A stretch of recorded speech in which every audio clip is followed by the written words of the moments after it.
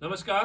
पक्षियों का जो है वो हमारे चूरू के अंदर कैसा जमावड़ा है, ऐसी कुछ सर्वे और ऐसी कुछ जो है विजिट करने के लिए हमारी एक टीम, चूरू की टीम है, जिसमें डॉक्टर केसी सोनी सर, आप लोहिया महाविद्यालय में लेक्चरर हैं और बहुत गहराई से इस विषय को समझते हैं। रवि जी शर्मा, आप यूरो किड्स स्कूल के डायरेक्टर हैं, आप भी इस टीम में हैं, और संदीप जी जो कि एडवोकेट हैं टैक्सेशन के।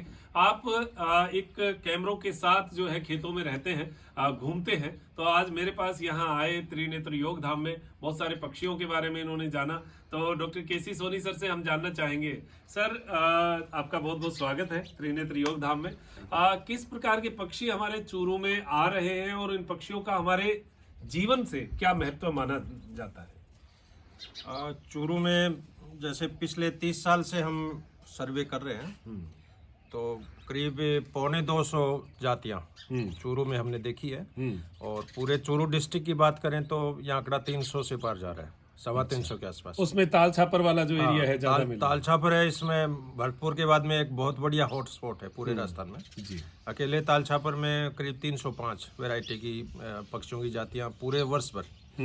क्योंकि कुछ पक्षी ऐसे हैं जो सर्दियों में प्रवास करने के लिए आते हैं, कुछ गर्मी में आते हैं, और पूरे वर्ष भर यदि ये सर्वे चलता रहे तो एक बहुत ही अच्छा रिकॉर्ड ये अपनी लिस्ट में एक शामिल हो जाता है। और पक्षी जो है ये एक इंडिकेटर भी है। अभी जैसे मई का महीना है, जून जुलाई में जैसे बरसात आने वाली है, तो बरसात में अपने एक ये जो है कोतवाल ब्लैक रैकेट ड्रोंगो जी, अपने दो ब्लैक डोंगो है। नीचे जिसके पूंछ सी होती है दो, और कुछ डोंगो ऐसी जिसकी पूंछ अपने चिड़ी का जो रैकेट होता है बैडमिंटन का, तो ब्लैक रैकेट डोंगो बोलते हैं उसको। वो पक्षी यदि यहाँ पर दिख जाएगा खेतों में, इसका मतलब 5-6 दिन बाद में बरसात आने वाली है। बदाउड़ा कहते हैं उसको। हाँ, बदाउड़ा जी। और फसलों के प्रोटेक्शन में भी ये बहुत बड़े हेल्पफुल है, क्योंकि एक खाद्य श्रृंखला है जो है उनके साथ जुड़ी है, क्योंकि फसलों पे कीड़े लगते हैं, कीड़ों को ये पक्षी खाते हैं, तो फसलों के प्रोटेक्शन में भी इनका बहुत बड़ा रोल है। और जहाँ जिस खेत में, जिस हैबिटेट में जितनी वैरायटी के बर्ड्स हैं, इसका मतलब वहाँ पर एक बहुत अच्छी खाद्य श्रृंखला, खाद्य जाल और एक प्राकृतिक इकोसिस्टम उसके अंदर मेंटेन है। जी, अभी हमारे यहाँ लील टास बहुत है, तो लील टास का क्या मानते हैं हम लोग? कहीं हमारे उसमें भी परंपराओं में भी गाया जाता है। लील टास को इंडियन रोलर बोलते हैं, नीलकंठ भी इसको बोलते हैं। नीलकंठ। और ये भी एक इंसेक्टिवोरस बर्ड है, बहुत शुभ में माना जाता है। आप कहीं भी कोई शुभ कार्य करने जा रहे हो, यात्रा करने जा रहे हो, परीक्षा देने जा रहे हो, और आपको लील टास के यदि दर्शन हो जाते हैं, तो उससे मतलब आपका काम है 100% सफल होगा, उसमें कोई बाधा नहीं आएगी जी। तो ये इस प्रकार से पक्षियों का जो है वो बड़ा शानदार एक परिचय जो है वो केसी सोनी सर के द्वारा दिया गया है। संदीप जी, आप दिल्ली से आए हैं, क्या आप पक्षियों में क्या स्पेशल देखा है? अभी कुछ देखा है आपने? ये बर्ड वॉक की सीरीज शुरू करने से पहले मेरे लिए, मैं कोई सब्जेक्ट का एक्सपर्ट नहीं हूँ, उससे पहले मेरे लिए कॉमन चिड़िया और कौवे होते थे। लेकिन जब सोनी साहब के साथ और बर्ड वॉक ज्वाइन किया है मैंने पिछले 6 हफ्तों से, तब जाके पता लग रहा है कि हमारे आसपास भी इतनी वैरायटी में पक्षी उपलब्ध हैं।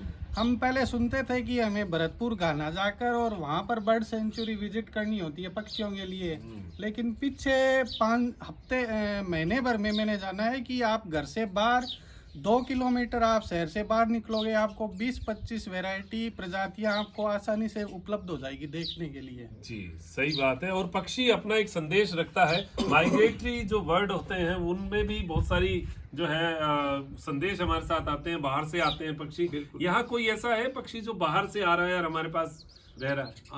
अभी जैसे हरे कबूतर जैसे आए हैं महाराष्ट्र से, गुजरात से। हरे रंग के कबूतर? हाँ, हरियल भी इनको बोलते हैं। अच्छा, हरियल। क्योंकि अपने यहाँ पीपल के, बरगद के पेड़ बहुत है, और इनमें जो फ्रूट्स लगते हैं उन फ्रूट्स को खाने के लिए ये पक्षी आते हैं। ये 3-4 महीने यहाँ पर रुकेंगे जी। और इसके अलावा एक लेसर व्हाइट थ्रोट एक बर्ड्स है, मैंने तो पिछली बार देखा, इस बार भी देखा है, तो बहुत ही एक दुर्लभ पक्षी है। और अब जो रेनी सीजन आएगा, अलग तरह के पक्षी बहुत सारे आते हैं प्रवास के लिए। हाँ, पिछली बार भी बहुत सारे पक्षी आए थे। रवि जी, आप विद्यालय के साथ साथ इस विषय को जो है कैसा, किस नजरिए से देखते हैं? सर मैं तो मेरा जो एजुकेशन है वो एनवायरमेंटल साइंस में ही है, डॉक्टरेट भी मेरा इसी में है, इकोलॉजी में ही है। तो मेरा एक प्रकृति से वैसे ही जुड़ाव है ऑलरेडी। तो जीवों के बीच में रहना और प्रकृति के बीच में रहना अपने आप में एक अलग ही आनंद है। ये बर्ड वॉक का भी जो हमारा जो पर्पज है वो पर्पज है कि हम चूरू में लोगों को प्रकृति से जोड़ सकें।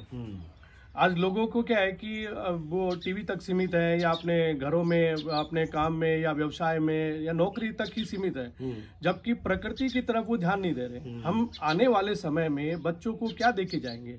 हमारे लिए जरूरी है कि हम एक अच्छा एनवायरनमेंट हम बच्चों को देकर के जाएं, अच्छी प्योर एयर मिले, प्योर वाटर मिले। और ये जो जीव जंतु है लोग इग्नोर कर देते हैं कि बर्ड्स का क्या रोल है, लेकिन बर्ड्स का बहुत बेहतर रोल है। आज जो फूड चेन है ये एग्रीकल्चर में इनका सबसे अच्छा रोल है, सर ने बताया ही है। उसी में मैं आपको जैसे न्यूजीलैंड का एक एग्जांपल देता हूँ। जैसे वहाँ पे एक फॉरेस्ट श्रब ग्लॉक्सिनिया एक प्लांट है सर। तो ग्लॉक्सिनिया प्लांट जो है उसकी जो पॉलिनेशन में जो सीड्स का जो स्प्रेडिंग है वो जैसे स्पेशली 2 टाइप ऑफ बर्ड जैसे बेल बर्ड है और स्टिच बर्ड है उनके थ्रू हो रहा है। ठीक है, अब वो विलुप्त हो गए तो उस प्लांट का स्प्रेड भी बंद हो गया तो आप सोचिए उन प्लांट्स की भी जो संख्या कम होनी शुरू हो गई। तो ऐसा ये प्रकृति में हर चीज, हर कंपोनेंट एक दूसरे से जुड़ी हुई है। मनुष्य भी क्या है, आदमी भी क्या है कि देखा जाए तो एक जीव मात्र है, लेकिन आदमी ये समझता है कि मैं पूरी प्रकृति का मालिक हूँ। तो ये एक अपने आप में सबसे बड़ी समस्या ही यही है, इसलिए हम लोग ध्यान ही नहीं दे रहे हो। जैसे संदीप जी ने जैसे बताया, तो वाकई में रियली अगर जैसे मान लो कि लोग बाहर निकले तो उनको पता चले कि जिन बर्ड्स को देखने के लिए आप दूर दूर तक जा रहे हैं वो आपके घर के बगल में। बहुत सही बात कह रहे हैं। हमारे आसपास बहुत सारे ऐसे पक्षी हैं। हमने भी प्रयास किया है। देखिए, मधुमक्खी जब मेरे खेत में आती है मुझे बड़ी खुशी होती है, क्योंकि हमारी बेल जो है उनकी फूलों का पराग जो है मधुमक्खी के द्वारा होता है। तो अभी मेरे आसपास मतलब 5-6 छत्ते मधुमक्खियों के हमारे आसपास है। तो इसका मतलब है हमने दवाई डाली नहीं तो मधुमक्खियां जो है आज अच्छी पोजीशन में है। तो हम आगे भी कोशिश करेंगे कि प्रकृति के नजदीक हो, जितना नजदीक हो उतना बढ़िया है। तो इसी संदेश को जो है डॉक्टर केसी सोनी सर की टीम, रवि जी और संदीप जी, आपकी टीम के द्वारा ये संदेश दिया जा रहा है। बहुत बहुत धन्यवाद सर, आपने बहुत अच्छी अच्छी बातें बताई। आभार।